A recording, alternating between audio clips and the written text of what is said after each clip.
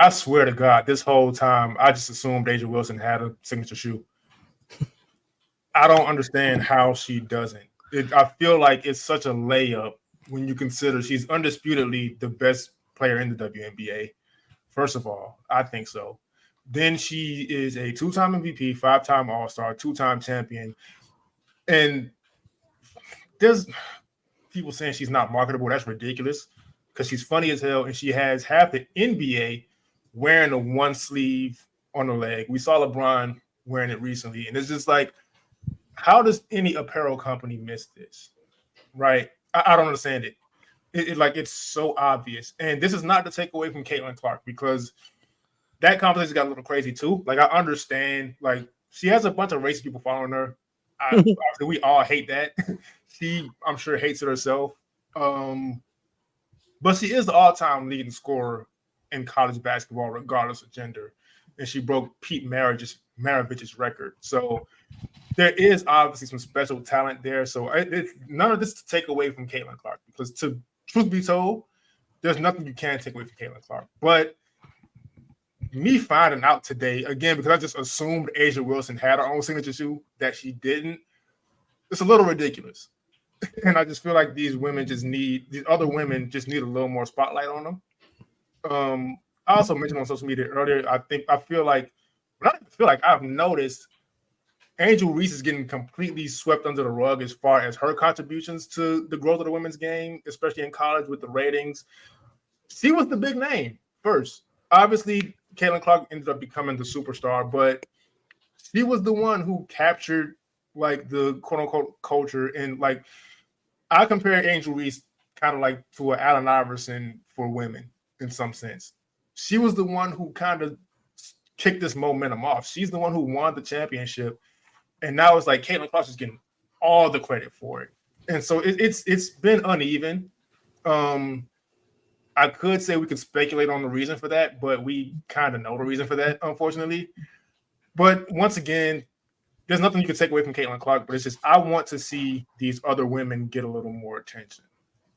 Absolutely. And it's not to, like you said, it's not to take away from Caitlin. She deserves her accolades. She deserves her marketability. But it's not just her. It's literally like, if you've been following along with this, it's been since before Sabrina Ionescu, great player, great talent, great young player, but she got a shoe before Asia Wilson as well. Yeah. And it's just continued like the disrespect to African American women and just their contributions to the W. Like it's a vast majority Black league, and you got the three players with signature shoes are all white. Yeah, and to be fair though, Breanna Stewart did leave Nike to get her own shoe. Yeah, but I don't think that makes shoe companies look any better. Just going back to the original thing, the best player in this league doesn't have her own signature shoe. Yeah. Like it's I don't get it. And like you said, she's smart, she's funny, she's a great role model. She just came out with her first book and bestseller. Like she's awesome. Everybody loves her. 3-time gold medalist, reigning back-to-back champion in the W. Just got named most influential people, top 100, I believe it was. She's an awesome player, awesome person, awesome teammate. Like everyone loves her. Nobody has anything bad to say about her ever. Besides that fucking dumbass who voted for her for 4th for MVP. Reveal yourself, motherfucker. But besides, it's crazy. And like I said, it's not about not just about Sabrina or Caitlin or Breanna. Like they deserve their own stuff too, but it's like so does Asia. Like Asia should absolutely have her own shoe. There's a lot of Candace Parker was the only other one that had a shoe, and she's obviously on her way out. But like, there's so many great WNBA players, and they are marketable. They are awesome to watch. Like they're exciting to watch. Like I'm sorry if you like basketball and you do not like watching Chelsea Gray play. like you secretly don't like basketball. I'm sorry, I'm gonna tell you this. There's no way you can watch Chelsea Gray play basketball and not be a fan. They need to do better. Yeah, I just feel like it's. Oh, go ahead, Lou. Because you haven't. No, absolutely. It's unfortunate. I guess better late than never. I'm happy that this is finally starting to be a thing because they need, like you guys said, I feel like they're just scared to like market behind women, let alone African American women, clearly. But it's like they've never really like this is a whole new era that we're entering. Like the W's got in the most. This is the most hype draft, in part to Angel Reese, like Kenny talked about a couple years ago, coming out into the scene and doing what she did for LSU. Caitlin Clark then taking the baton. Obviously, what the Aces did last year was sensational. Like there is marketable for sure. Like as long as you know how to approach it the right way, but absolutely, you would. It would just be so much better if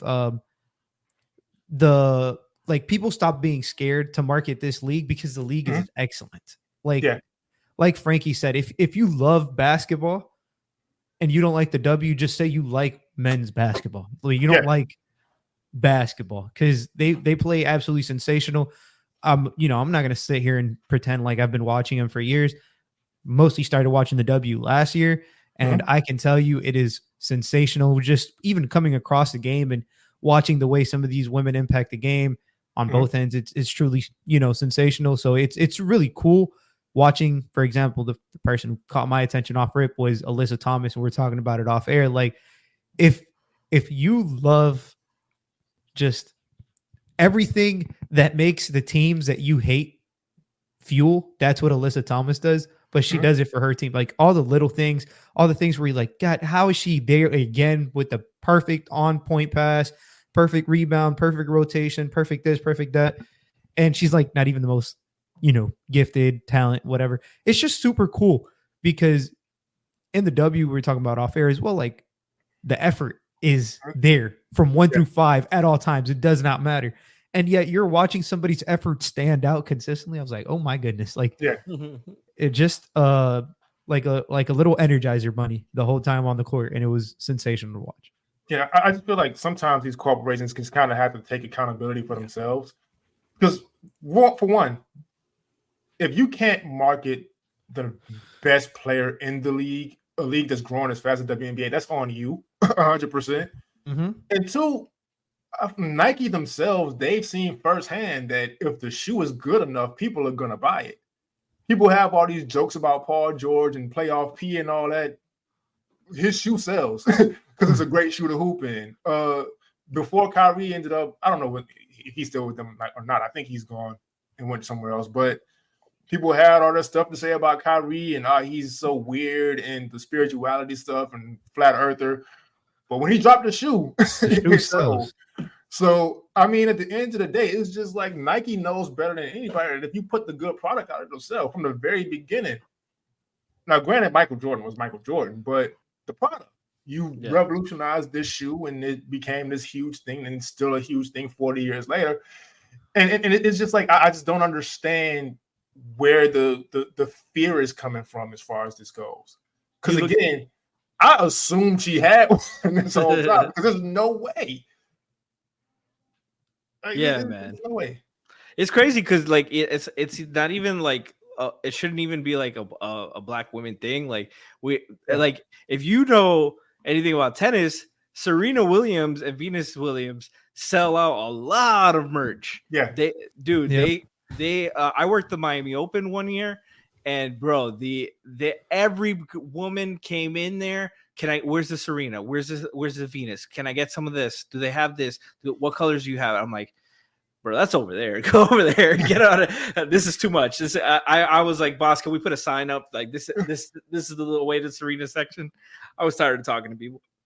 Man, like you have the talent. And like you said, Kenny, if your marketability is solely dependent on the athlete, like you're letting the athlete do all the work and your marketing team should not get a single fucking cut of that slice. I'm sorry. Exactly. If it's all on them, then then you need to do a better job. And it's ridiculous. It's ridiculous. And it's just it's missing such a huge opportunity because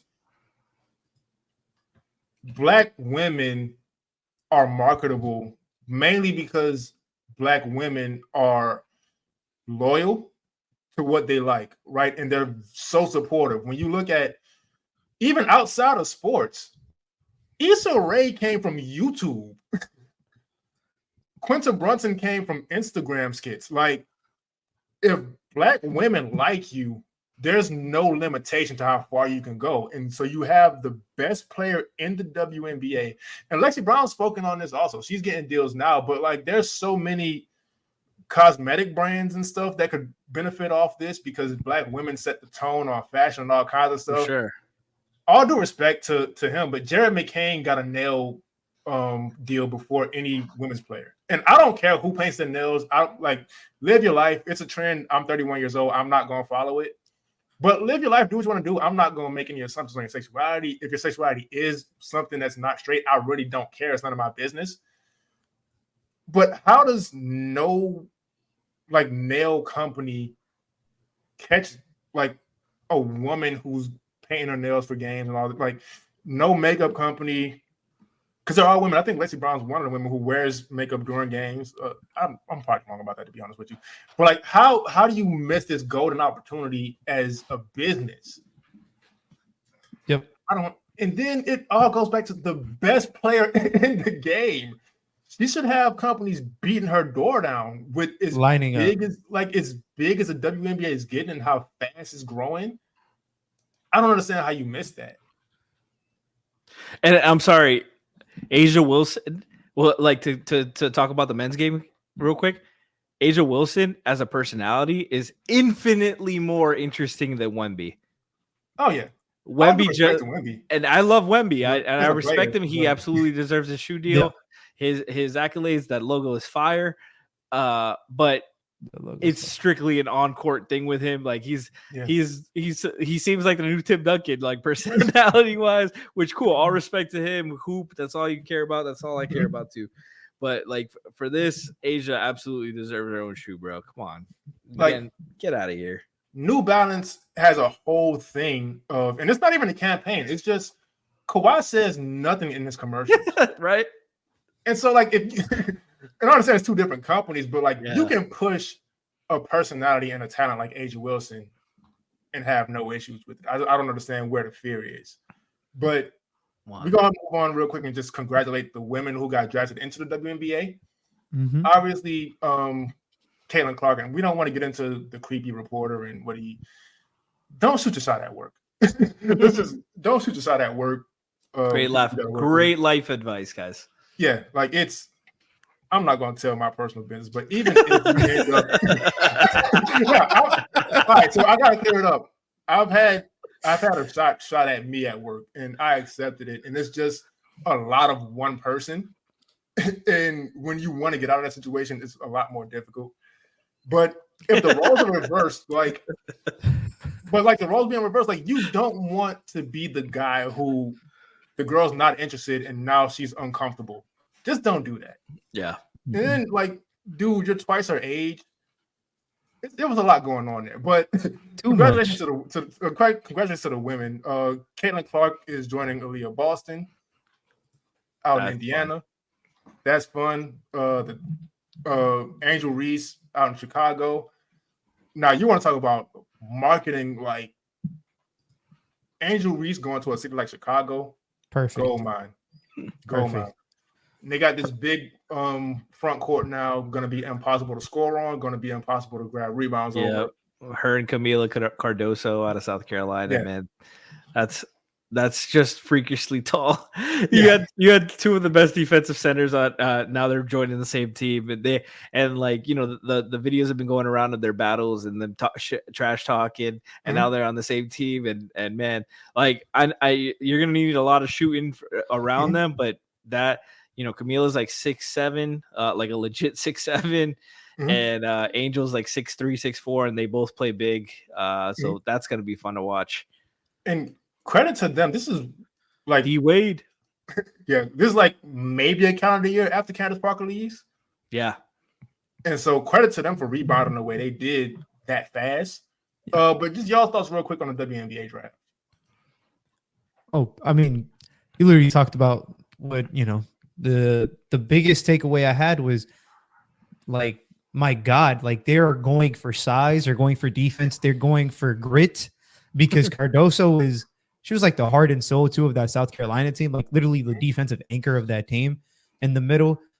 We know what Angel Reese is and who she is and everything she stands for on the court. Like, you can question sometimes if she's skilled enough offensively. One thing you can never question is her effort, her defense, and her intensity.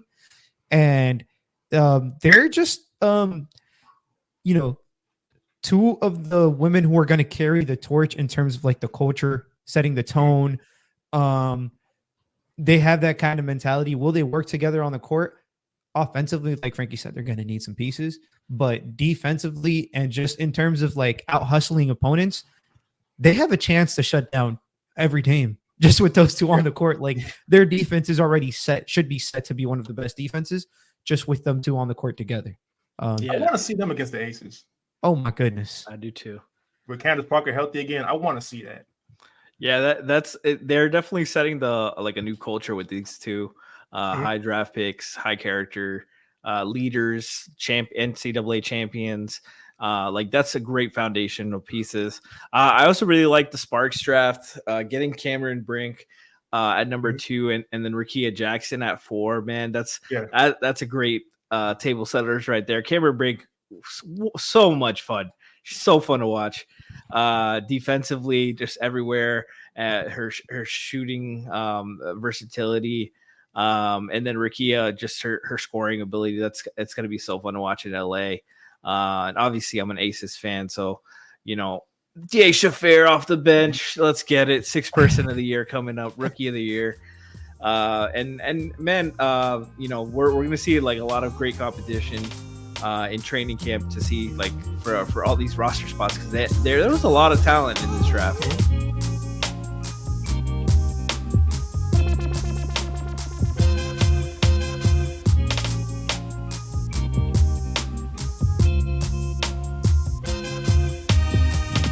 Ladies and gentlemen, welcome to another episode of Playoff File. I'm Kenny. Once again, that doesn't matter. Make sure you subscribe wherever you get podcasts, whether it's audio, video, wherever. Just make sure you do that. Frankie, how you doing today? I'm mourning the Jimmy Butler's knee. But man, we're going to get into that soon. But I'm good, man. How about yourself? Man, same thing as always. Tired as hell from editing and all this stuff. Lou, how you doing? Pretty much the same as Frankie. I think we speak for everybody who's a Heat fan. We are mourning Jimmy Butler, but super thankful that we get to witness these playing games, because 3 out of the 4 have been fucking sensational. Like they've been elite basketball, elite competitive. I don't want to say maybe the gameplay hasn't been elite, maybe but 2 out competitive. of 4. Maybe 2 out of 4. Depends on what you consider elite, offense or defense, but it's fun to watch is what I'll say. Man, so we might as well just go ahead and get into it. It's been a brutal season for the Miami Heat as far as health goes. First of all, Tyler Hero missed 20 games. Jimmy Butler missed some time. Missed 40 games. Oh, he did miss 40 games. Somebody missed 20. I don't know. But I'm losing count. They've had a bunch of people miss a bunch of games. They started to get like halfway healthy. They were reaching for the 4 seed, and then everybody got hurt. Yeah. And then they're back in the play-in, and then they get to the play-in. They're almost kind of healthy again. Duncan's kind of almost back. Terry Rozier is trying to get back. Jimmy Butler looks like he's about to have a playoff Jimmy performance. He's stealing everything. He's out on the break. It's like, okay, this is the Jimmy we've been waiting to see all year. And then, unfortunately, he does a Jimmy Butler thing where he has an open dunk, but he pump fakes. Kelly Oubre goes for it, lands on his leg, tears Jimmy's MCL, and it's just like, does this shit ever end? Man. Now, Jimmy stayed out there 13-3-3 on a torn MCL, which is insane. Mm-hmm. That's a severe injury, and he had no business taking back into that game. So credit to him for that, but man, it's just fucking rough. It's rough. It is, man. And, it's unfortunate, but, we talked about this off air a little bit, just like how they kind of tempted the basketball gods with their behavior and their audacity. It's honestly, I want to say since they went up 3-0 on the Celtics and they didn't finish it out at home, they got sloppy. Gabe got hurt immediately, and they kept testing fate and not finishing the job. And this whole regular season, they didn't really take it seriously. Just guys missing games, guys not taking it serious, guys not hustling, guys just not helping things get on course until the trying at the very end. Like they basically aced a test they didn't study for last year, and they thought they could get away with it again, and they overslept. So it's disappointing, but I'm not surprised, honestly. Yeah. And credit to Philly, credit to Kyle and Nick Batum. They balled out and they really made a difference. Credit to Buddy Hield too. He's not getting a lot of credit for him setting the tone, starting the game. Him and Nick attacking the gaps and against the zone in the second half. Not just Caleb Martin missing those 2 free throws and the bricking for chicken, which started the comeback, but the role players attacking the gaps and not just being spot up players. And Kelly Oubre closed the door with defense and that seal and one to get them up. Hell of a game from their role players. Yeah, you need that. That's what great playoff teams do. Like great teams do that. Your role players can win you a game when your stars don't have it. And credit to Maxey and Embiid, because Embiid obviously looked physically limited, but he still pulled down 15 rebounds, 23 points, got hit that big 3 to tie the game. Maxey battled. Even though Jimmy was limited, Maxey has he still has like 60 pounds on Maxey, and Maxey would not let him seal inside. He was absolutely fighting and battling. I've never seen Maxey play defense like that. I was so impressed, and I like Maxey, so I can't hate the Sixers. I know I'm a Heat fan. It's shout out to Giancarlo Navas. But I don't hate the Sixers enough for all of us. Yeah, I don't hate the Sixers like that. They're not a team that brings out that rage like the Celtics do. Yeah, there you go. But yeah, man, like absolutely credit to Nick Nurse too, man. What a performance. He's a great coach. We were really impressed. I've always been really impressed by him from the get-go, and he's deserves all the accolades and more. Yeah, and real quick, I'm sorry, Lou. I don't want to jump in, but just before I lose the point about the Heat testing fate with the basketball gods and not taking the regular season series, I do have to counterpoint this out just because there's been a misconception about me since I've I don't want to call myself popular because I'm really not popular, but since people within like the Miami Heat world have gotten to know me, there's a misconception about me. Like I'm not critical of players or teams, and I am pretty often. It's just that I don't do it in a disrespectful way or in a way to write anybody off. So the thing I always say when the Heat lose to bad teams is there's no guaranteed wins in the NBA, right? And a lot of people, they reply to that like saying I'm making excuses for the team, and I'm really doing the opposite. There's no guaranteed wins in the NBA, meaning you need to get up for these games, right? Or these teams can still punch you in the face. The Washington Wizards record said they're a bad team. They have talent on that roster. And if one or two of those players get hot, you will lose. I don't care if they only won however many games a season. It's still the NBA. The players are always going to be against tanking because the front office is basically telling them, do me a favor and play bad so I could possibly draft your replacement. And the players ain't going for that. So if you're the Miami Heat and you have a game against the Wizards, you need to get up for that.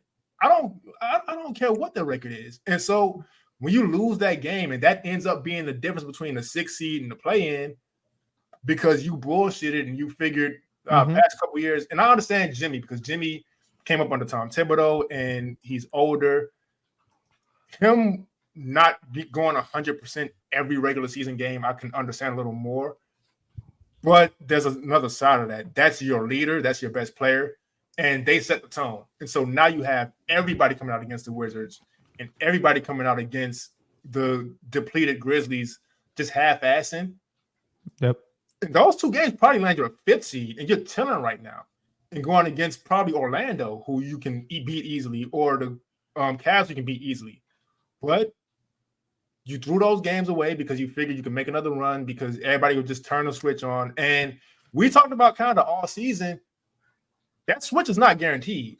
Right. Granted, Jimmy did look very good before he got injured, but he got injured. And so it ended up all being for nothing. And now you're stuck in this position where you're begging for Tyler Hero or Bam Adebayo to do something they haven't really been asked to do a whole lot just to get you into the playoffs to go against a dominant Boston Celtics team.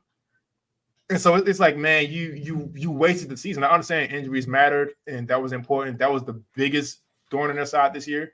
And that was the biggest reason they weren't as good as they should have been. But even still, you have to take those games you're supposed to take. You can drop one or two, but you got to just take the game serious. Or like Frankie said, after a while, the basketball guys are going to punish you. Even these other years where they coasted through the season, how did it end up? Injury. So it's like, man, it's injuries. I understand, hurt them, but a lot of it is also on them. And now they're in this position where they could end up disappointing a whole lot of people. But I'm gonna go to Lou now because I can rant about this for 20 more minutes. No, absolutely, and you know, even with everything that you guys are saying, it was a 1-point game, and let's be realistic. I don't do the referee talk because I think that's irrelevant. But it evens out, anyways. It evens out. It was bad overall. Shit calls. Yeah, but what I will put blame on is Miami lost by 1 point and they blew about 6 fast breaks. Yeah. That's the difference in the game. And I was tweeting it as it was happening. I was like, they're up 10. They should be up 22 right now. Like, I'm counting the breaks that they're messing up. 3-on-1s, 3-on-2s, 4-on-2s, 2-on-1s. And even the ones they're making, it's like you saved it because we grabbed an offensive rebound. But they didn't get their best game. Credit to Philly for adjusting in the second half. Miami zone, Eric Spoelstra came out, and the combination of DeLon and Highsmith at the top of the zone absolutely just shut down the Sixers offense in the second quarter in particular. And the Sixers adjusted in the second half, and Miami didn't. The zone overstayed its welcome, in my opinion. And, things started getting a little messy, and they gave up in the second half against Philly. I believe it was something like 66 points. Like, after giving up a mere 39 in the first half. Like, just a lot of things that could have been done better. A lot of credit to Philly, to Batum specifically. I know everybody's going to talk about his offensive 20 points, but talk about defense, man. Yeah. Jesus, man. It's been now 4 games during just the course of this season where he's literally shut down the Heat's primary offensive target. And some of those matchups, it was obviously Duncan, who they were trying to get open, and he just did not let him breathe. And, to be honest, yesterday it was everybody, whether it was Jimmy in the half court, he was giving him a tough time. Whether it was Tyler, he was giving him a tough time. It was, Batum showing up for the team made a huge difference in a night where you can tell Embiid wasn't fully himself. And in a night where Maxey was struggling, but credit to Maxey because defensively, like Frankie said, he was just hounding off the ball. Yeah. And now Philly is going to, obviously go into the more favorable of the 2 matchups against the New York Knicks. And that should be a very entertaining series. One where I don't like either team, but I do like the Knicks players a lot better. I like the Knicks players, but I want the Knicks. Jalen Brunson's undeniable. I love Brunson. I love Josh Hart. DiVincenzo's been sensational this season as well. Like OG's been incredible. Hartenstein, Miles McBride, yeah, Deuce. Like, but it's gonna be a fucking interesting series. 2 battles of, the Maxey versus Brunson matchup is gonna be a real thing. OG is gonna get put on just about everybody, like maybe even Maxey. And it's going to be a hard fought fight between two coaches that are very good defensively in Thibs and Nurse. So it's gonna be a battle. Can't wait to see it. Yeah, and I just want to real quick before we move on to the next Heat thing, because there is one more Heat thing about the fast breaks, and we've all been saying for years, Eric Spoelstra is the best coach in the NBA. I don't think that's disputable, but he is also very stubborn. Yep. And like this Heat offense, we look at the numbers and how bad the offense is. So much of that is just based on them just playing way slower than they need to. Mm-hmm. And look, like I said, Eric Spoelstra is the best coach in the NBA. I don't know better than he does. So I'm not going to sit here and like bang on my table and break my setup and be like, he needs to do this. But when you have by far the fastest big in the NBA and you're going against a Joel Embiid who's never conditioned in the first place, he's killed over the whole game. They have your center bottled up.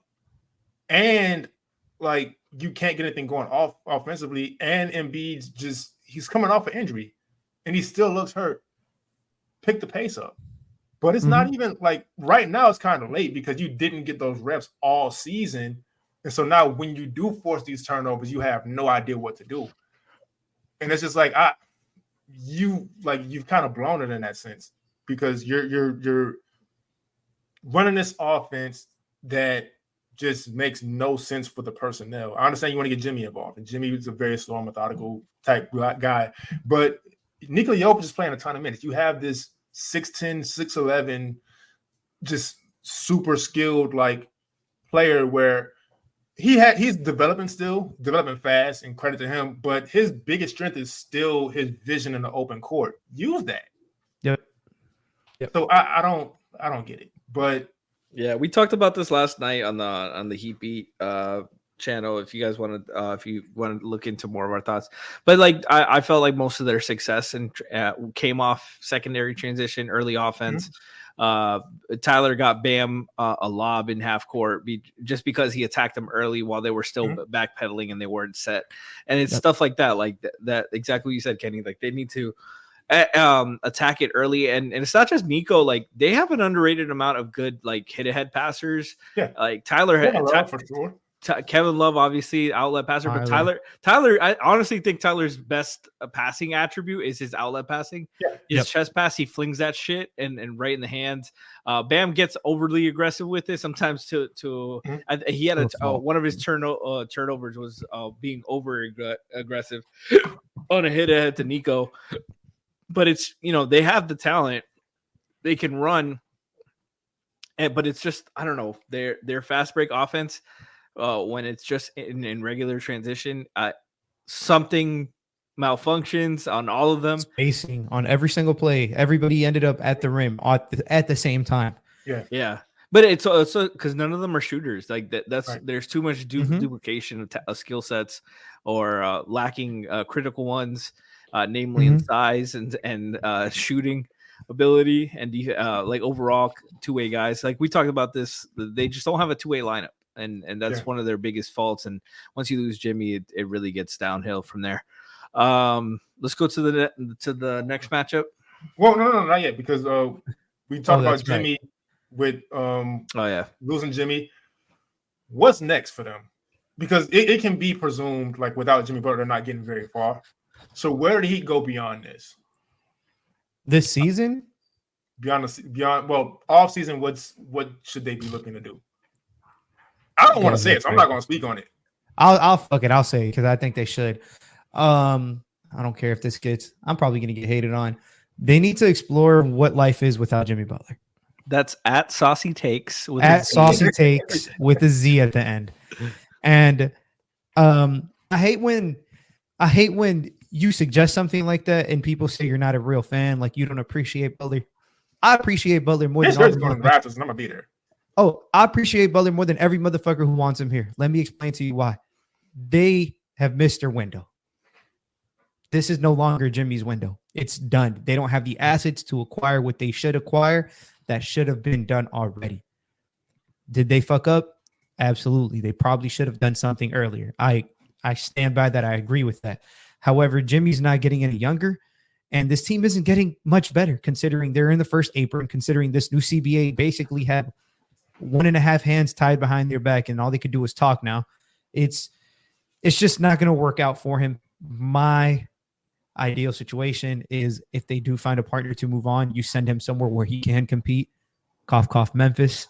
And you try to get some players back, some role players of quality, maybe a first-round pick, some swaps, maybe some seconds.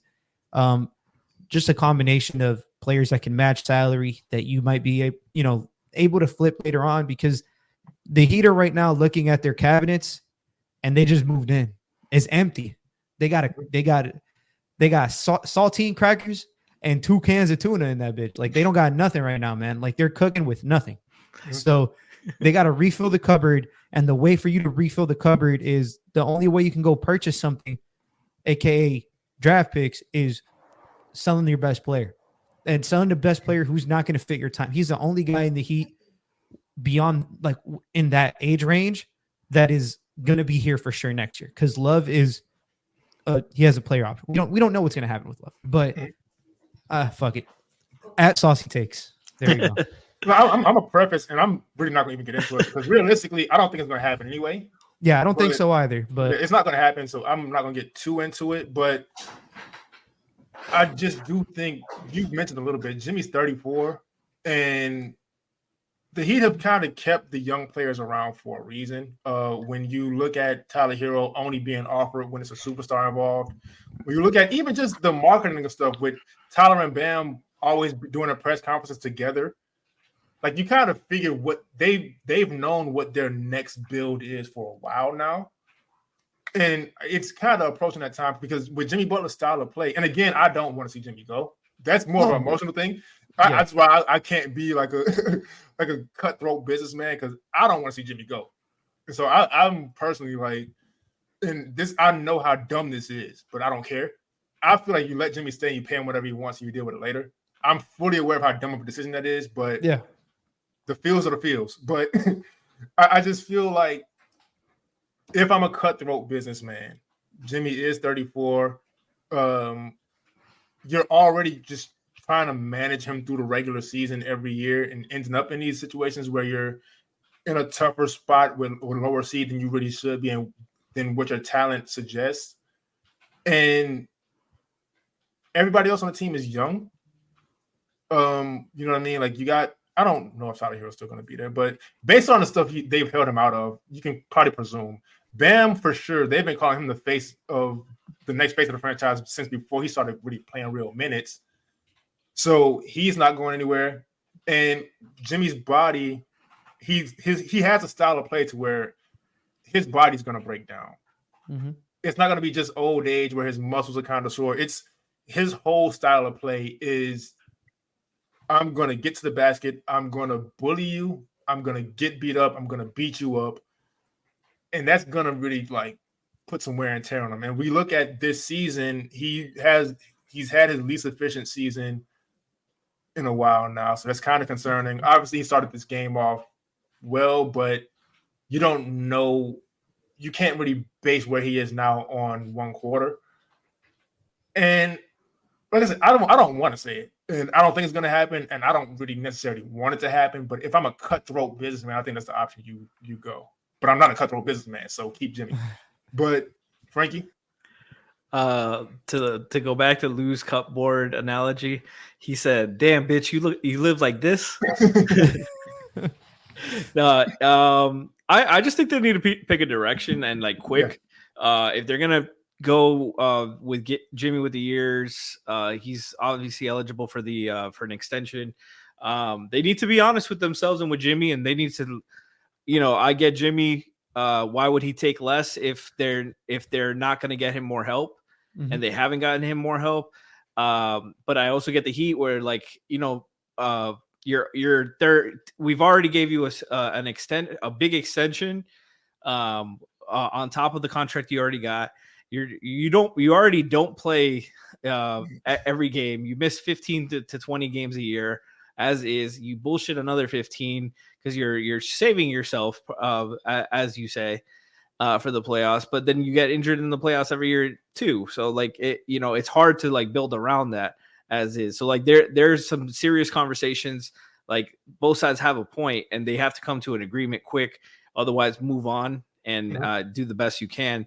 I want to keep going to go like one real freaking swing at it, because I felt like this whole time the like Lou said, the windows closed and they haven't. Last year I got so mad because they responded to Kristaps Porzingis and Drew Holiday going and picks going to Boston with Drew Smith and fucking and I love Josh Richardson, but Josh Richardson and Thomas Bryant, like that was their big additions. Jaime Jaquez was a rookie. Like he's a solid player, but he wasn't going to be the difference between a championship and not.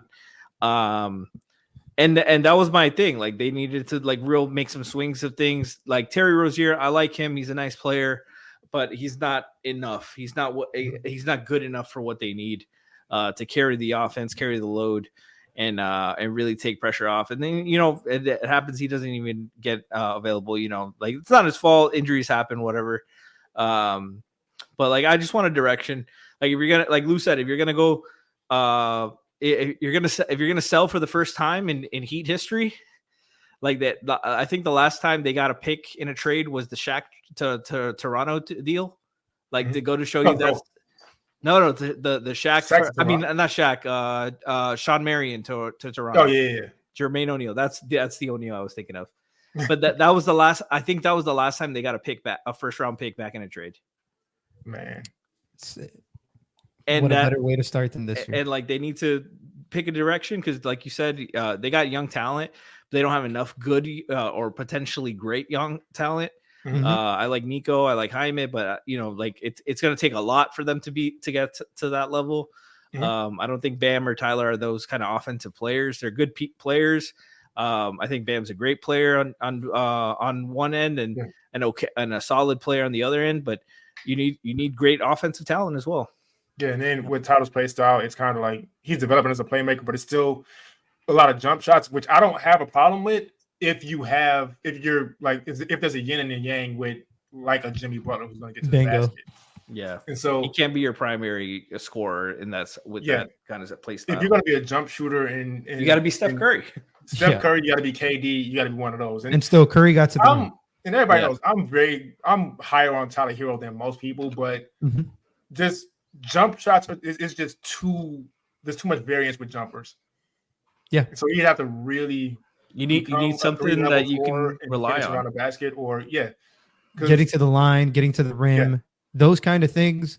And shoot as much as you want. If you can get those two things, you can guarantee yourself 7, 8 plus free throws a game and get to the rim 10 times, 12 times a game.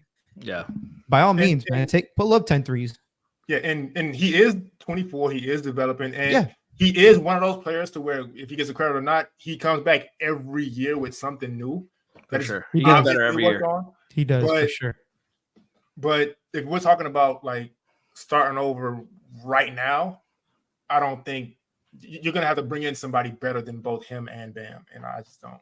And contract wise, like, Lou mentioned Jimmy's contract, but it's also they like even if they keep Jimmy and decide to go with Jimmy and Bam and reshuffle, they pretty much have to move on from two of Duncan, Tyler, and Terry, just because they're over the apron already, and they're losing Caleb, Highsmith.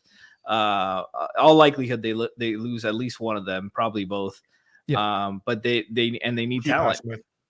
I would keep Highsmith for sure. But, and to Frankie's point, like they're already like $6 million away from the cap next year, and that's without signing their first overall pick or their first round pick, their second round pick, and having 5 empty roster spots on top of those two guys. It's like you're going to be a second apron team. How much truly can you improve with all the new restrictions? So I know it's a cutthroat approach.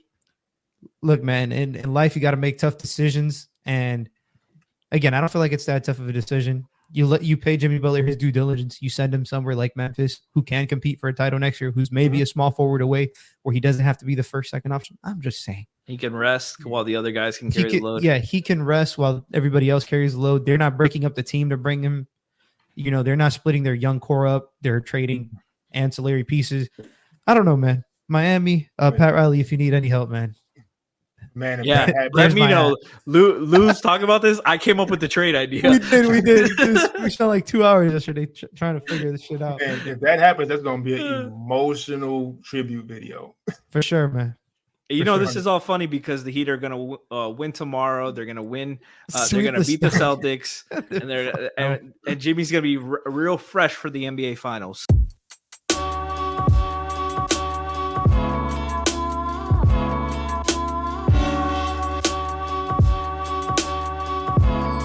It's gonna be a long episode.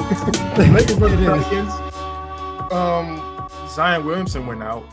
Man. I love the play in, but man, it's just this is the risk you take. Jimmy's out, Zion's out. Yep.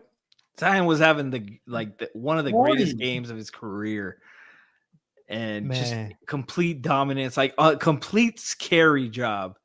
Like because the way BI and CJ folded, what was CJ doing?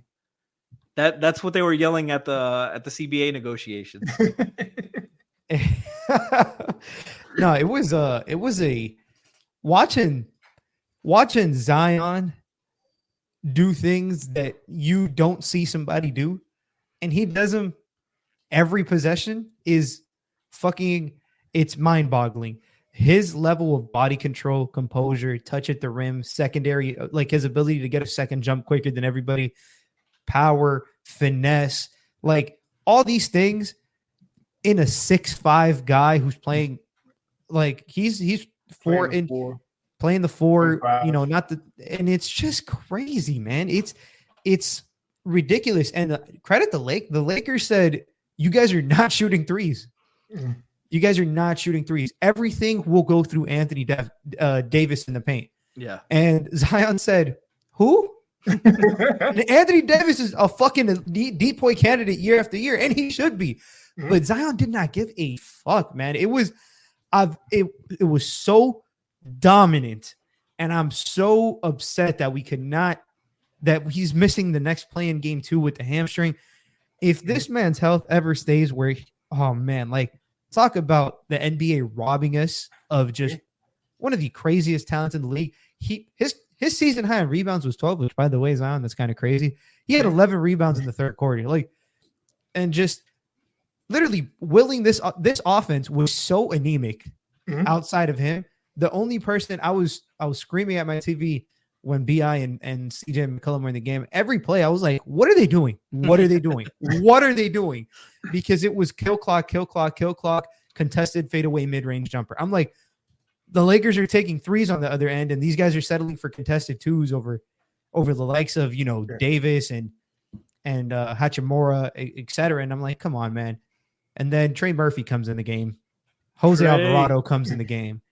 And they're like, Zion, they came to play, first of all. Alvarado never questioned his will to win.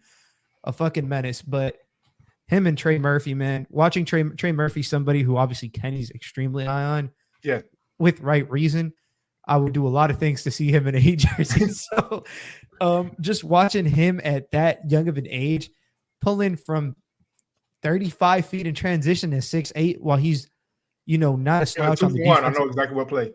Yeah, on a 2-for-1, and he took the shot, and I was watching in my house. Everybody's like, "Why?" I'm like, "That's a great shot," and then it goes in. I'm like, "That's a better shot," because they needed it. Like they were thirsting for some kind of outside shooting. He came in, he provided timely shots. When Zion went out and he was the only one in the game, the drive by with the floater finish, a tough, like, you know, putting the ball on the deck and getting to the basically almost the rim and finishing over AD. It's little things like that. Unfortunate that they lost, but Zion is my biggest takeaway was, damn, Zion looks good. Like, holy fuck. Everything I saw at Duke when he was in Duke and people were putting RJ Barrett and Nasir Little, I will never forget that, over Zion. Ridiculous. But you mean Cam? No, they didn't put Cam over. That'd be crazy too. No, this is height before he went to Duke. Before Duke. Yeah, they did. Yeah. But I was watching his dominance.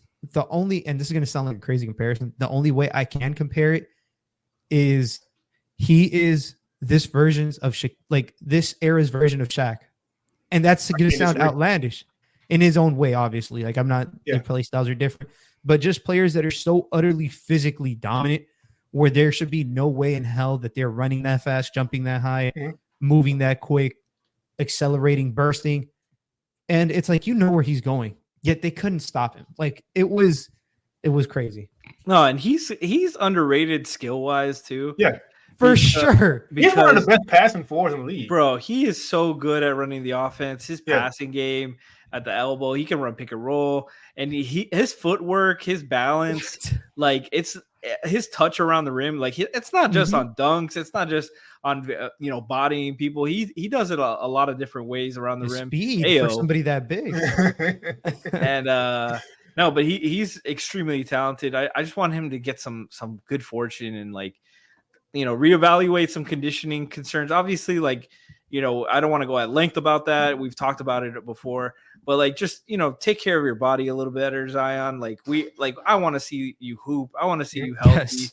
I want to see you play, bro. You are too talented. I don't want you to be a what if, a hope. I don't want you to be Grant Hill, Brandon Roy, and not to say that those guys weren't taking care of themselves, but I don't want you to be somebody we remember in that aspect. Take care of your body and let's get to your full potential. You are Zion has top 5 potential in the league. Easy. If he stays healthy, for sure. 100%. Yeah. Getting a taste of him in a playoff environment was addictive. I can only liken it to what Pablo Escobar was doing with cocaine, I guess. I don't know. But I do want to say real quick about Zion before we move on to the Lakers, because they did win. I don't want to skip over.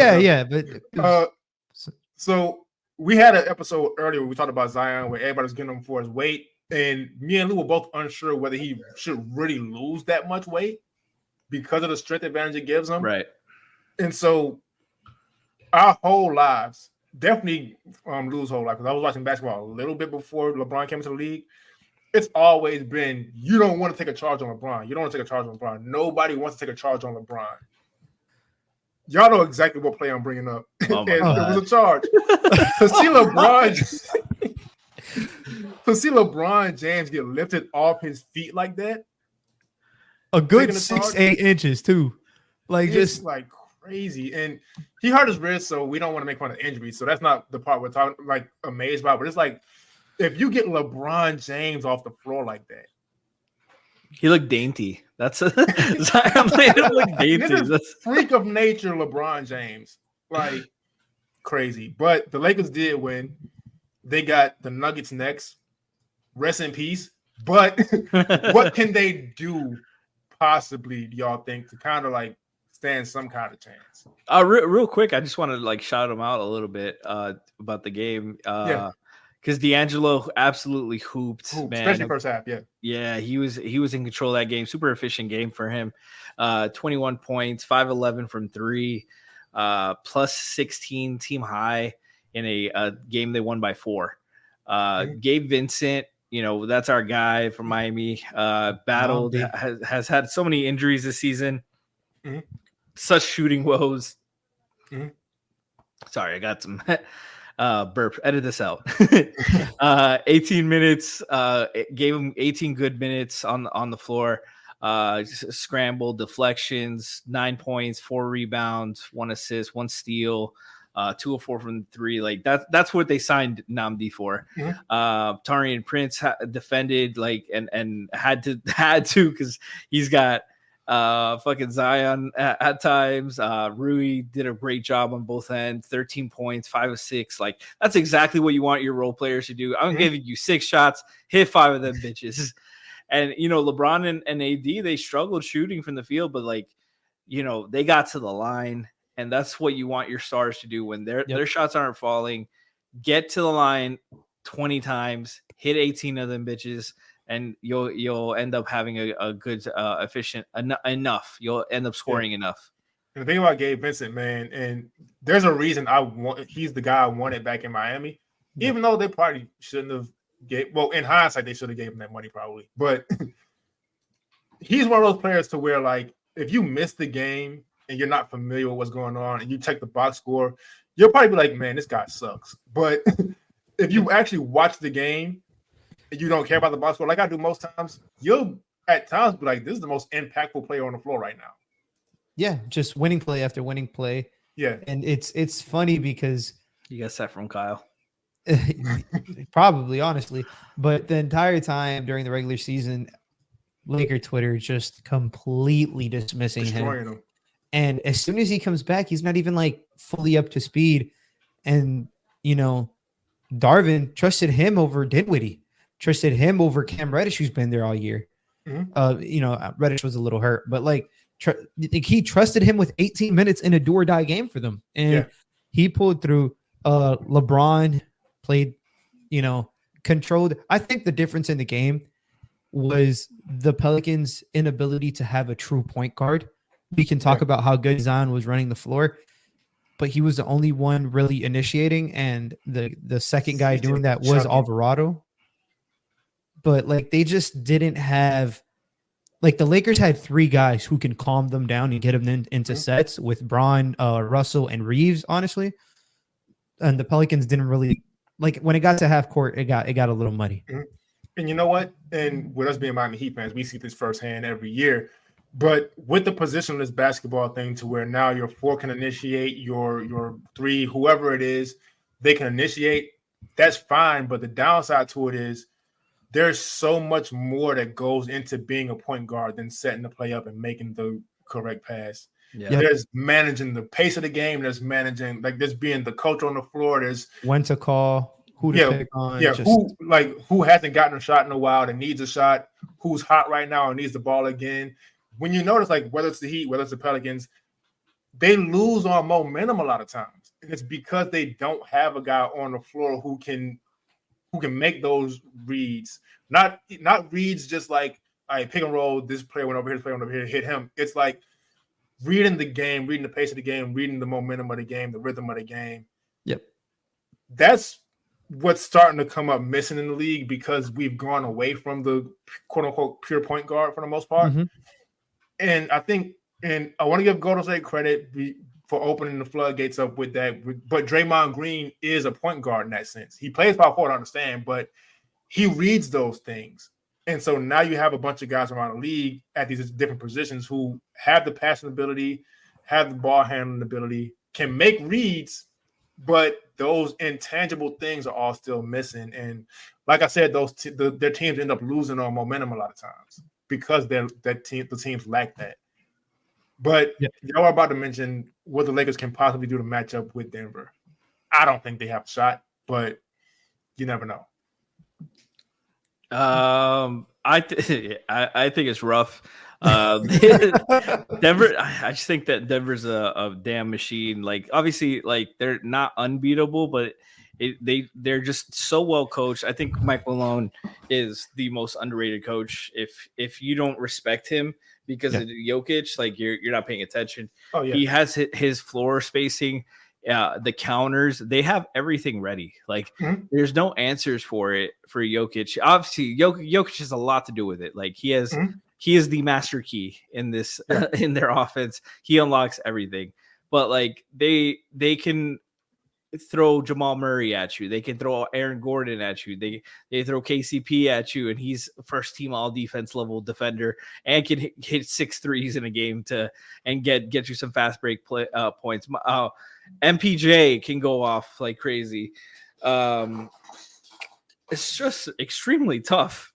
Yeah. One of the most perfect starting lineups possible in the league. And like I think you hope for some guys to underperform on their end. You really try to mix up as many coverages as possible on Jokic. Try to take him out of the game. I also say like try to attack him, get him in foul trouble. Try to because he's going to take a frustration foul too. Yeah, exactly. He's always going to take one and get a tech or something. Like try to get into his head a little bit.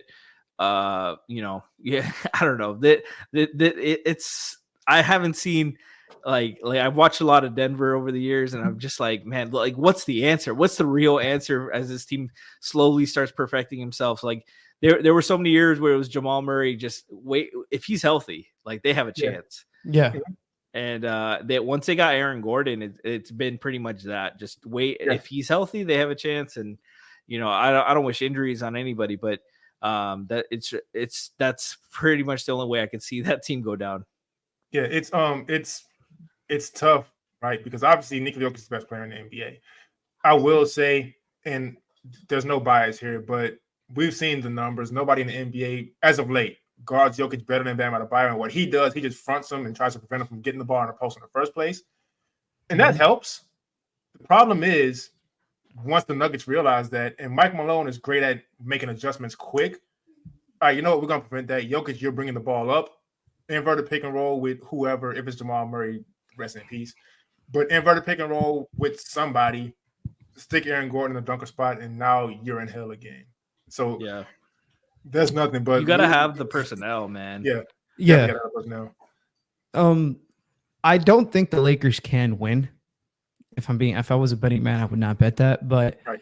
I will say, last year they got swept. D'Lo didn't play the best, so that should be, thing number one. D'Lo has to play better, and I believe he will.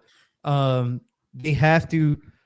Against the Pelicans, you saw some of LeBron's age showing, specifically in the half court. He's so much better in transition when he's on the break. He's still a one-man fast break. So get LeBron out in transition, run a little bit, try to beat Denver down the floor. And Denver is actually the team that attempts the least amount of three-pointers. So if you can get into like a math equation against them, where you're shooting and hitting more threes, you're getting to the line because, obviously the Lakers get to the line more than anybody. So if those two things start going in your way a little bit and you're able to almost like win the little things is what I'm trying to get at, because we know what Denver is going to do offensively. Jokic is going to eat in the paint regardless of who's there. If Aaron Gordon gets anybody nowhere like near his strength level, he's going to eat there too. And if Jamal Murray gets going, he's going to eat too. Like it's going to be tough to stop. Yeah. It's just you're going to try to beat him at all the little things and see if you can out hustle your way to a victory and outshoot your way to a victory.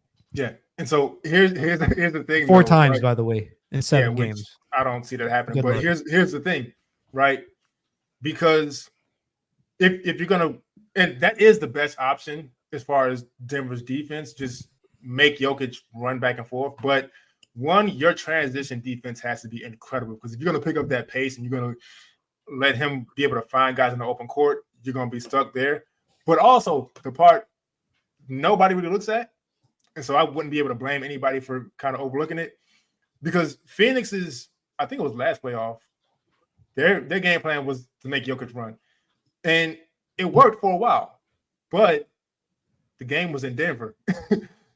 And they have home court advantages. So your conditioning has to be, you had to have had prepared for that all season long, because it's kind of a Muhammad Ali rope-a-dope thing, to where like you can do that for half a quarter maybe, but then you tire yourself out. And now they're so sharp offensively and you're struggling to keep up. Now you missed your man cutting back door and it was alive. And now you're not coming off these, you're not getting over and under these screens as hard because you're tired and you're out of breath, and you've been getting hit by these screens all game and it's wearing and tearing on you. And now it's the middle of the third and you're getting blown out anyway. Like Denver is just an impossible team.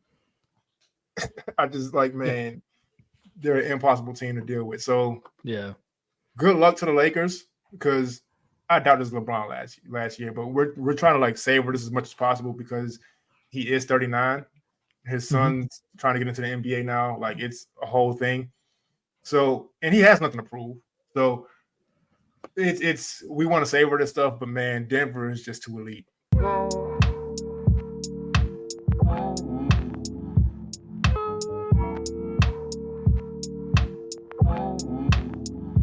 Kings and Warriors. That game's not even worth talking about. Real quick though. Do we have any belief in the Pels against the Kings with Zion's injury? No, I don't at all. I think the Kings are just a little too sharp. Well, granted, they're also missing Malik Monk and Kevin Huerter, but the Pelicans without Zion, it's going to be a lot. It's going to be up to CJ and BI. And they've started to build reputations for themselves as far as this time of year. And so you'd be kind of betting on them to like go against the grain on that. And I don't know. I really don't know. It's going to be a tough game because BI needs to be better than what he was. The Kings against Golden State, they were fucking hitting on all cylinders. Not just offensively. We're going to talk about the game here, but like just Keon Ellis was the best defense I have ever seen on Steph Curry in my life. And he literally on the defensive side of the floor changed the flow of the game, pickpocketing Curry on like 2 or 3 straight possessions off of like no help, just isolation basketball, getting and like doing all the little things. Yes, I think the Kings should win the game, but at the same time, you know, I would feel a lot more comfortable about the Kings if they weren't the Kings. The Kings have been so up and down this year sometimes that they win one of these games and then they go out and lose the next 2 because you don't know what version you're getting. It helps Sabonis so much that he doesn't have to deal with the Zion rim pressure. Yeah. But it's going to basically, I think it's going to come down to how much can Herb slow down De'Aaron, because he's done a good job of that so far. And how much threes is Trey Murphy, BI, and CJ McCollum going to hit? Like, who's going to come out and fire? Because one thing Sacramento is going to do is they're going to get them shits up, especially from 3. Like, they shoot 5 seconds into the shot clock in half court. They're pulling from deep. Whether that's De'Aaron, Davion Mitchell for some reason is doing that too. No discredit to him, but like that's not really his game. And it's just like Keegan, obviously shooting from back there, and Trey Lyles is like everybody was just shooting. I was like, oh my, like Keegan got 13 threes. Yeah, Keegan got 13 up and he hit 8 of them. He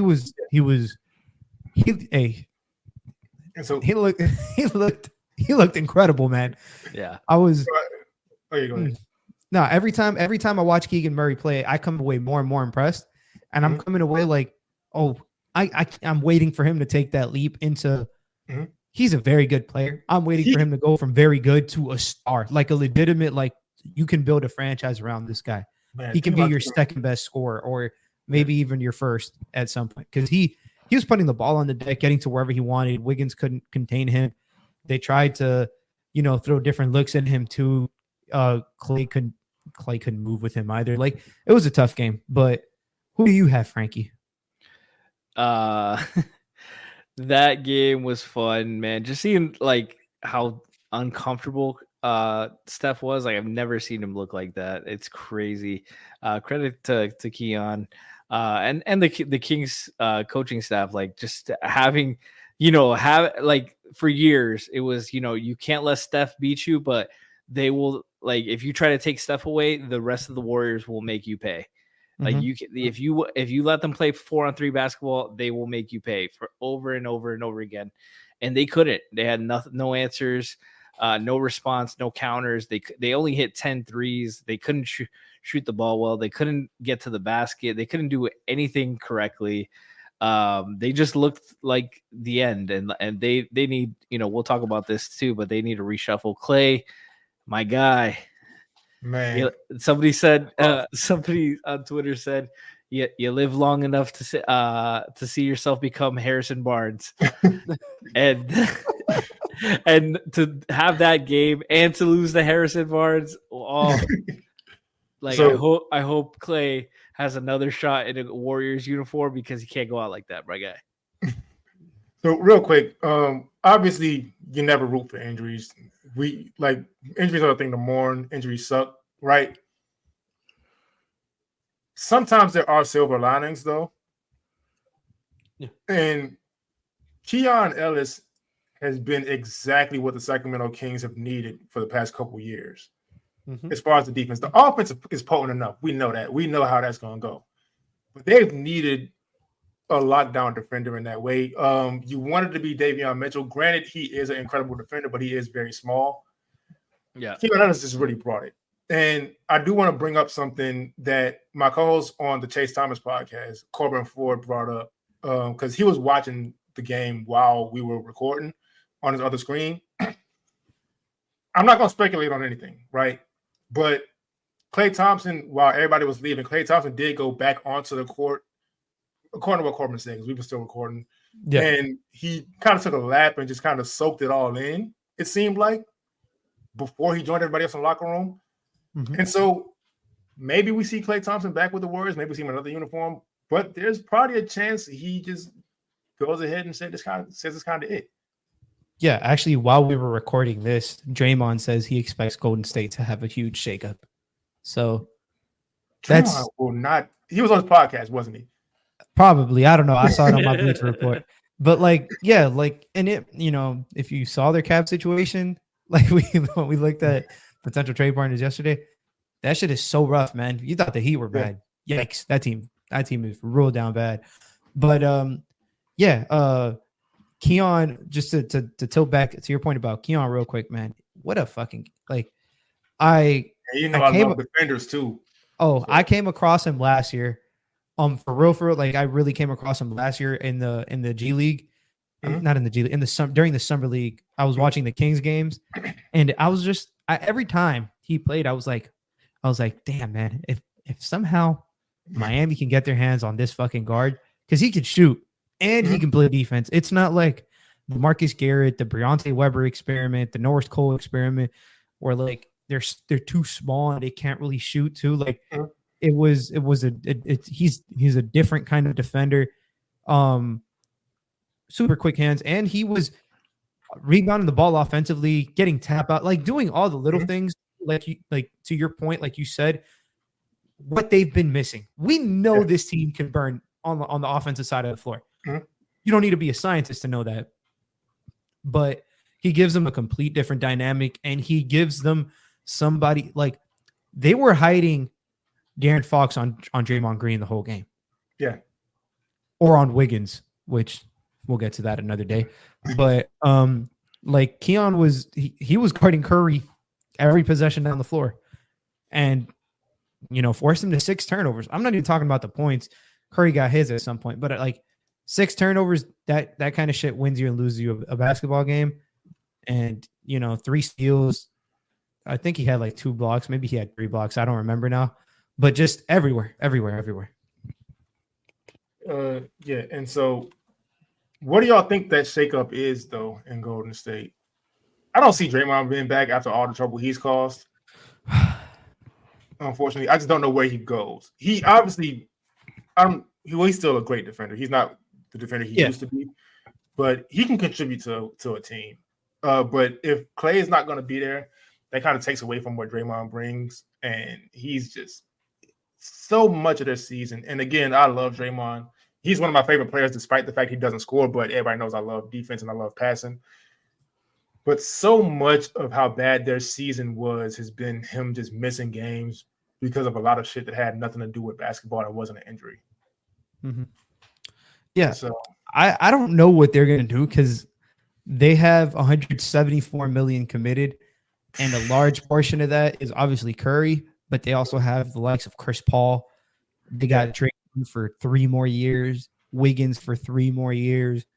Gary Payton is on a $9 million player option. They got Kevon Looney. They have 2 team options on Kuminga and Moses Moody, both players who they should accept, because let's be honest, they're probably their best players in that Kings game. Especially Moody was fucking great. I don't know. I don't know what that team's gonna do. But the fall of the dynasty will forever be remembered. One of the greatest teams, one of the greatest stretches in sports history. Mm-hmm. Now, before we go, it's gonna be either Sacramento or it's gonna be New Orleans. Mm-hmm. I feel like I know the answer to this, but which team do y'all feel like has a better shot against OKC? I don't think either one really does, but which one? I think Sacramento, just they have that experience from last year, having that hard-fought battle in that series against Golden State. They're a little more experienced. Obviously, they were way more prepared this go-around in the play-in. But, they have I still take OKC over them, but I think Sacramento wins this game against New Orleans because of the lack of Zion. And I just feel like they're more prepared for this kind of moment. Like they realize their time is now. New Orleans has like a mix of like guys who should be their time now, but I think some of their guys are like miscast in like a tier 2 high, which happens a lot. We see it firsthand in Miami. So, like I'll take Sacramento in this game and OKC over on the series. But it's a 1-game sample size. Anything can happen. Would not be surprised if New Orleans just found a way to get it done. Yeah. Lou? Yeah. I do think Sacramento is going to win as well. I don't think they're going to be OKC though. It's going to be something to behold watching Shea versus Fox, Sabonis versus Chet, J-Dub versus Keegan. Like their storylines on that series. It's it's players that you're looking across the floor, and the guy you're guarding is a guy you're in direct competition with. Mm-hmm. Somebody who's, as obviously nobody's saying Fox is better than Shea, but tell that to Fox. I bet you won't take that shit. J-Dub's been sensational. Tell that to Keegan. I bet you he's not going to take that shit either. And then you have, defensive specialists and Lou Dort and Keon Ellis going back and forth. And then you have the likes of Barnes and whoever they throw out at the 3, somebody who's been disregarded, Josh Giddey, who's been disregarded. They don't know how good he's going to be in a playoff setting. It's going to be a mash of similar play styles, honestly, because they're both teams that they like to get to the rim and shoot the ball a lot. Yeah. So it's gonna be a super interesting matchup. I do think OKC will ultimately win, but I think that the Kings playing the 7 games last year and losing, and the extra 2 games this year, I think that's gonna prep them in a way that they didn't get prepped last year because they automatically made it in. If that makes any sense, like they're gonna get their feet wet before they get into the playoffs because they've been in the playoffs. They have a 2-game head start in the playoffs. So I wouldn't be shocked if they go in like game 1 or game 2 and they split it with OKC. And I think it's going to be like OKC in 6. I'm not making a prediction. I don't like making predictions, but it'll be something like that. But the only thing I think is going to kind of help is Chet has to really be preoccupied with DeMontis Sabonis. And so that may open other things up. Now, Chet is Chet, and we've talked a lot about his defense, and he'll still be able to get things done. He'll still be able to be that anchor, but I think him being preoccupied with DeMontis Sabonis is going to open some things up. But again, OKC is just too good. I don't care about their age. It's just they're a complete team, and I think I don't want to say ready because ready would mean championship ready, and I'm not going to put them there yet because Denver exists. Yeah, but they're going to be a tough team to beat, man. No, 100%. And OKC, like you said, like that, this is their first real year of like getting this far, and credit to them. They've had an awesome season. They're extremely fun to watch. But you don't expect, like we all don't expect them. Like if they do something now, like it'll be unprecedented. And it would be awesome to see because honestly, I don't want Denver to win again. But like it's probably not their time just yet. Just being realistic. But Sacramento, like credit to them. Like I like having teams that go for it, that don't just tank. And they had a long stretch of not being good at all, being a joke of the league. And they credit to them for turning it around and being competitive. And they're really respectable. They're really fun to watch. De'Aaron Fox is awesome. Keegan Murray's made great leaps, and I don't like Sabonis. I'm just gonna say it.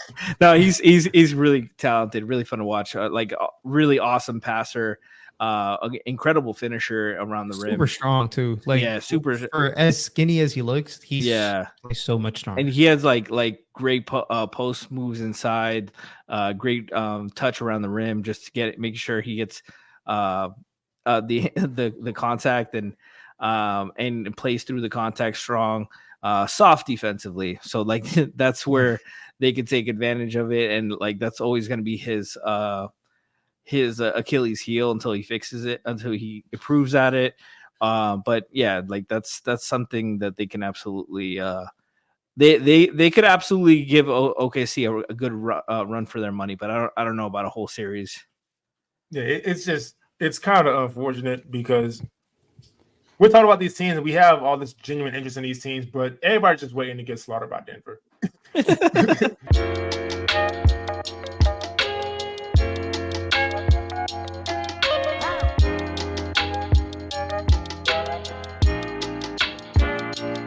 The Bulls and the Hawks, again, not much to talk about.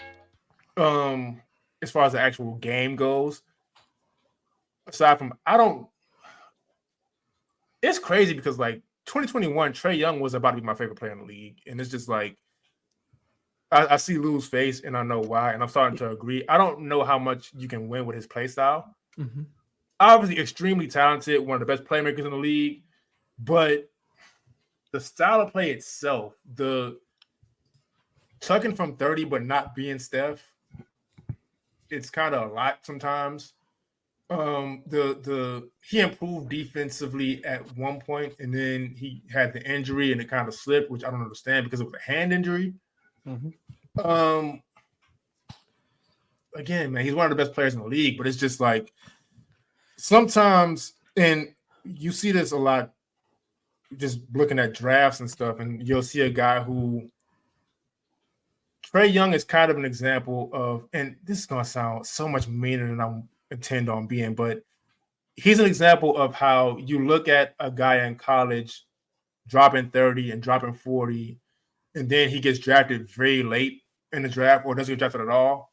And you wonder, how's that happen? But it's just like NBA teams are looking to win. And as incredible as you are, I just don't know how much you'll be able to actually contribute to that.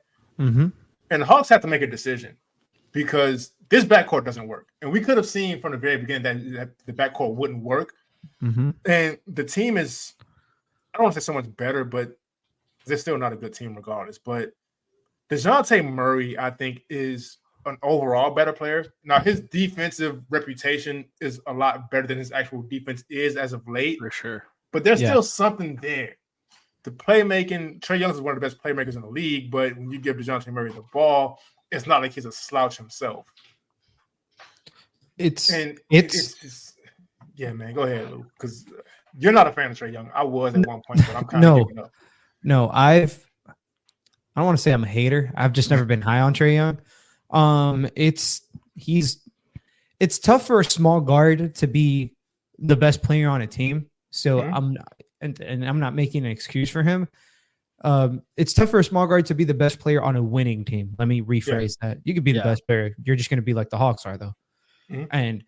But it's the inefficiency offensively coupled with the like just how turnover prone he is. Yeah, you can't still be doing that. It's one of the best and players. Bad on defense. Like I came on this platform and I gave him props because he was improved on defense. That still didn't mean he was good. Yeah. He was still a below average defender. He was just trying more. The effort's nice, but there's certain things he's not going to overcome. What he can overcome is his shot selection at times. It's really, really bad. And his ability to feel like he can make every single pass on the floor at risk, though. Like it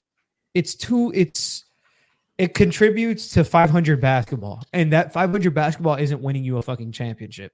Yeah. Can you hide him? Can he win a championship eventually? Yes. You better have a team around him that can cover up for all his, his weaknesses, defense, and his ability to turn the ball over and stuff like that. But DeJounte gives this team an identity, one that they don't have with Trae Young. I think their decision has been made for them already. Are they going to actually follow through with it? Do they have the balls to do it? But realistically, there's no way they both should be on this team again next year. And if they do, I'm not even a Hawks fan, but I'd feel disrespectful if I was, because we've seen this now for 3 years, about to go 4. Like, just and it's not like it's not like you don't have options at this position where Trae is at. Like, you can play Bogdanovich there.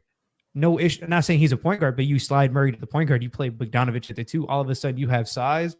And Bogdanovich we know who Bogdanovich is, especially offensively, but he's also 6'6", a decent defender. They drafted Kobe Buffkin last year. My guy. Got to give him a shout out. Like, you have some things that you can look forward to. They drafted AJ Griffin 2 years ago. They have not played him for some reason. Like they're in a similar situation. The difference is they haven't made it to the finals like Miami has. Like, make a decision at this point, man. Are you going to go with the future? Are you going to go with right now?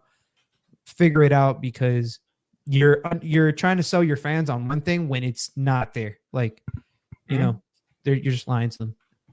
And so what? I guess I could call it the public. What people are kind of pushing for and want is for Trae Young to end up in San Antonio with Wemby, and that's not a team that's going to win anyway.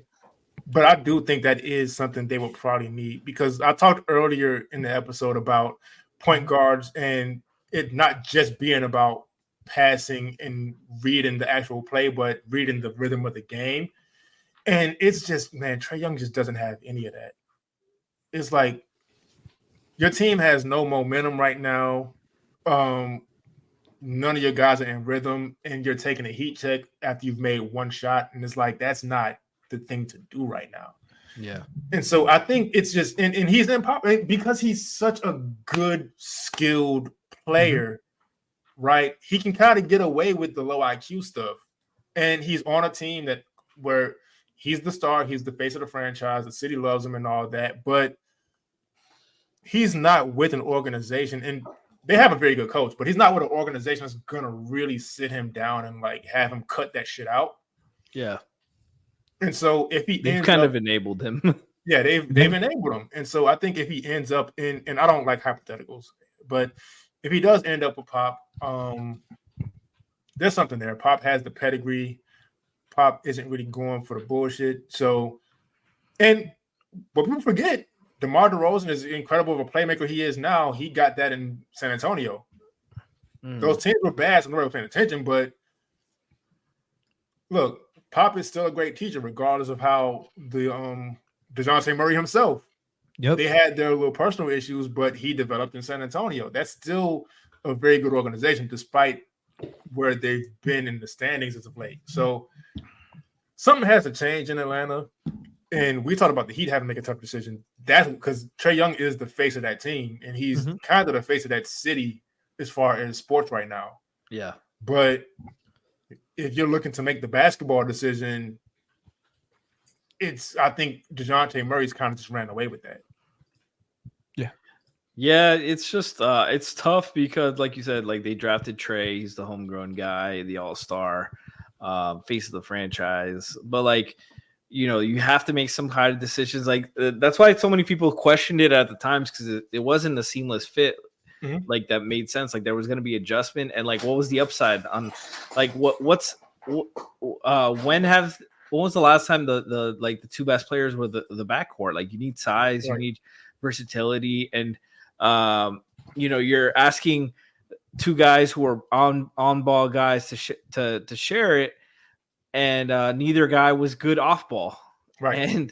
And Trae was, you know, numbers wise, he could perform on ball, but like what was real, and you know, like the credit to, like, I want to give Trae a little more credit, because he did have really good offenses, and he was largely the catalyst of that. But it became, you know, over the years, like they're able to scout him better. He hasn't gotten more disciplined. He hasn't gotten improved enough in his scoring and his efficiency. Like that's stuff that you want to see by this point of his career. And he, you know, he's that guy that he plays like people think Steph plays, but you know, they don't pay attention to Steph when he's shooting those threes. He's balanced on every shot. Has all the intangibles Steph has. Yes.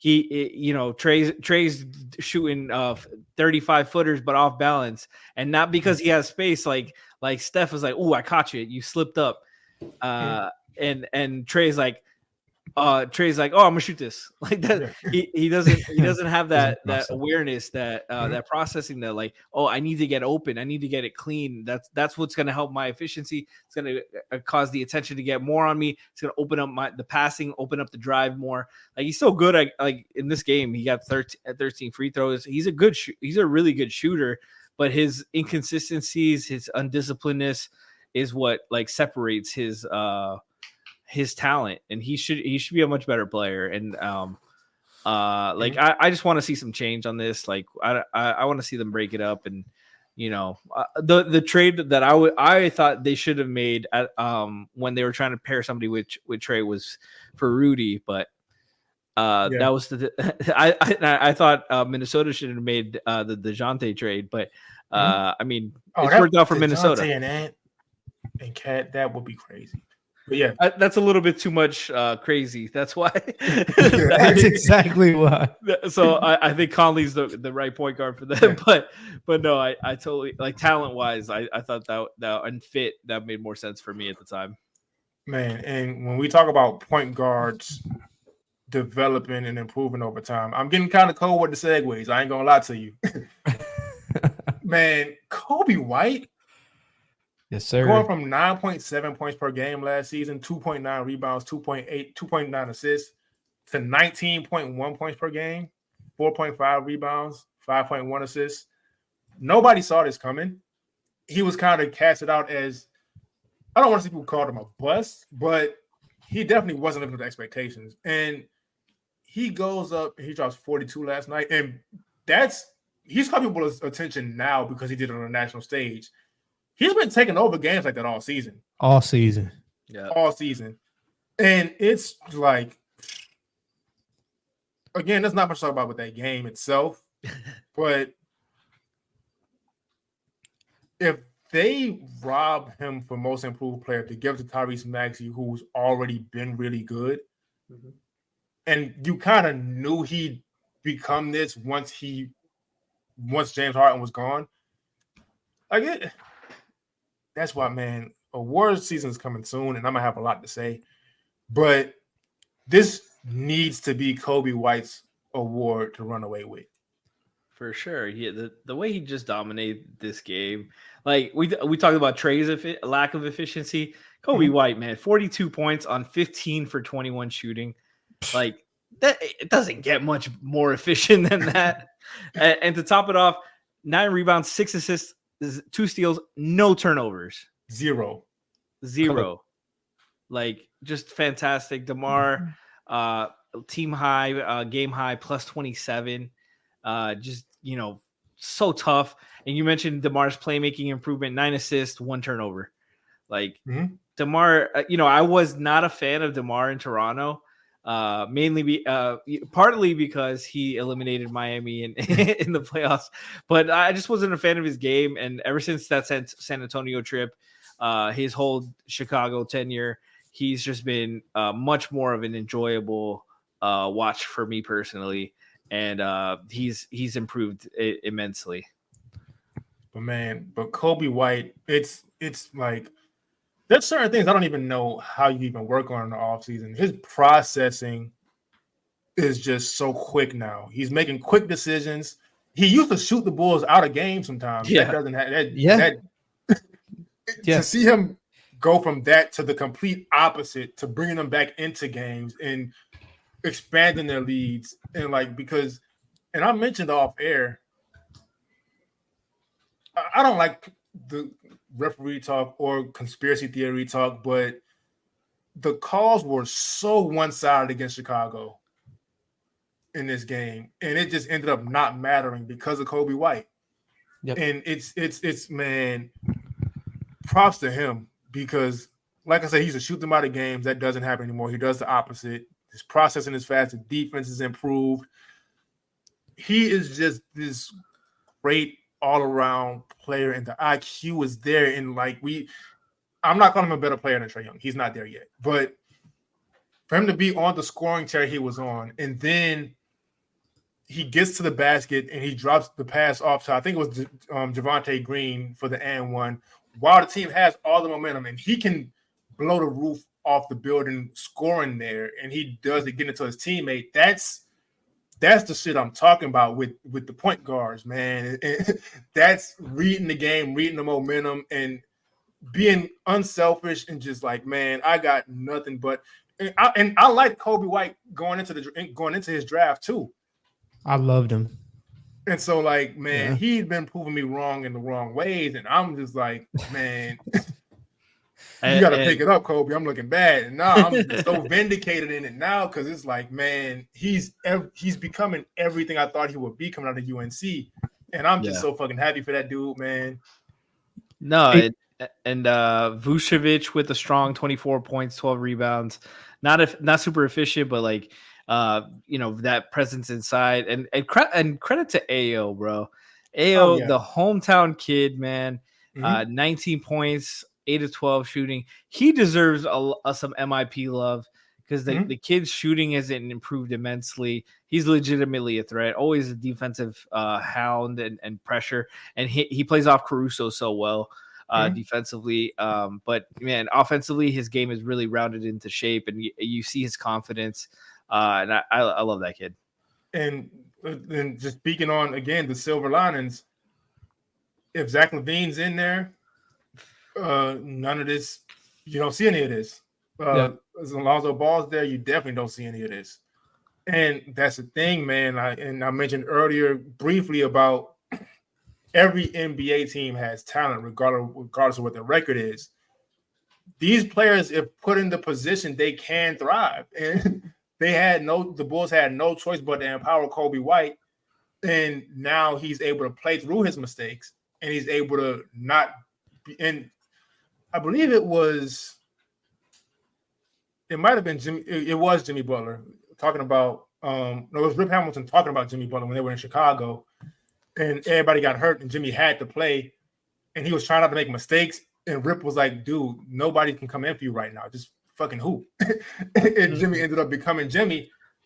Similar thing in the same city on the same team. Funny enough, with Kobe White, there's nobody that will replace him right now, and so he's able to play through his mistakes. And man, confidence is such a huge thing in basketball that just gets overlooked, right? Because you think these players are in the NBA, they're supposed to feel invincible, and that's not the case. They're playing for their livelihoods. And if you're on your rookie contract, you haven't performed, that may be it for you. And if it's not it for you, that could dictate the rest of your career as far as how much you get paid. Because, you're 22 right now, but if you just play it safe and sign this 4-year contract for this little small amount, now you're about to be 26, 27 when you're up next. And the days of you being able to get that max contract might be kind of over because teams are going to be like, well, by the end of this contract, he's going to be in his 30s. We don't know where he's going to be. And so you're playing for a lot early on in your career. And so, man, your confidence is going to waver if you're not playing well and you're not getting an opportunity to redeem yourself. It's just, there's so much that goes into it people don't think about. And so, man, getting this opportunity, again, there's a silver lining. Obviously, you hate injuries. Injuries suck. The Bulls would be in a much better spot if they had Zach LaVine and Lonzo Ball. We're not talking about the play-in right now. We're talking about who they can match up with in the East, and they're probably a top seed. But I say all that to say credit to Kobe White and IR Dosunmu for just taking full advantage of the opportunity. Because now, when these guys come back, if these guys come back, because now you have to keep empowering Kobe White. Yeah, there's no way. He started 74 games before this season, and he started 78 games alone this year. In 4 prior years, they were like, they weren't fully entrusting him, so he felt like he was kind of forcing shit. And to your point, he's able to play through mistakes. I am so happy for him because he was one of my favorite players coming out of UNC when he did come out. Mm-hmm. His ability to play that fast and that, can tilt a defense. And now you're just seeing it full throttle, what he was able to do. It's crazy to me, a player who gets, typically when players get more shit put on their plate, even if their stats get better because they have more responsibility, their efficiency goes down. This was his most efficient season ever. Yeah. And this is obviously the most he's ever been utilized. So it's impressive that he's able to post career high in field goal percentage, his second best 3-point shooting season, and his one of his most efficient assist to turnover years while having the ball more. Just so many little things, so many little improvements that have really, that won him the game. They won him this game. And I guess we can talk about it now. They're playing Miami. Miami's without Jimmy. They're without Caruso, which I hope Caruso's okay, man, because he's one of the best role players in basketball, point blank, period. Yep. But, this is it's gonna be interesting because there's no way you're telling anybody in Chicago y'all don't have a chance now. Right. There's no way in hell. And before I even, Frank, you got anything else? No. I got a quick statement, man. Like, once again, and credit to Tyrese Maxey, right? Mm-hmm. But we saw this coming with Tyrese Maxey. So if Kobe White don't get this damn award, and I know yesterday's game, the stats don't count, but man, this is they gave Ja Morant most improved player 1 year. Like, that's fucking ridiculous. But this needs to be Kobe White's award. Yeah. Point blank, without question. It's not gonna be, unfortunately, because when we talk about awards, we'll get into it in the voters, and not everybody really deserves a vote, and people weren't really paying attention to Chicago that much. So Tyrese Maxey is like, you kind of hear the name a little more, and he's a bigger name, so he'll win the award. And credit to him for being a very good player, but he's been a very good player. We had no idea this Kobe White was going to become this. So, man, if I had a vote, that's who it's going to.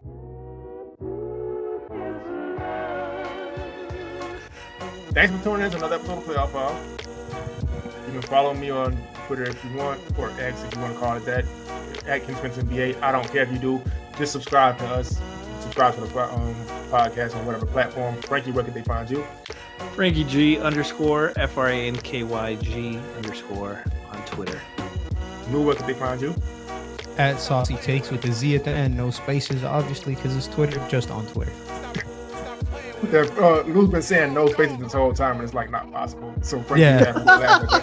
It's so old of him, and he's the young guy. Yeah. So if you like the music throughout, that's my brother Devin Finch. You can find his Instagram, Black Glow Music. You could also download his EPs wherever you get music, and we'll see y'all next time.